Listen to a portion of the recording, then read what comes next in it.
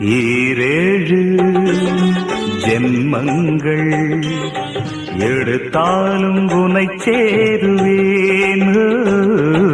வேறாரும் நெருங்காமல் மனவாசல் தன்னை மூடுவே. உருவானது நல்ல சிவரஞ்சனி, உனக்காகத்தான் இந்த கீதாஞ்சலி. ராகங்களில் ஆராதனை, மோகங்களின் ஆராதனை.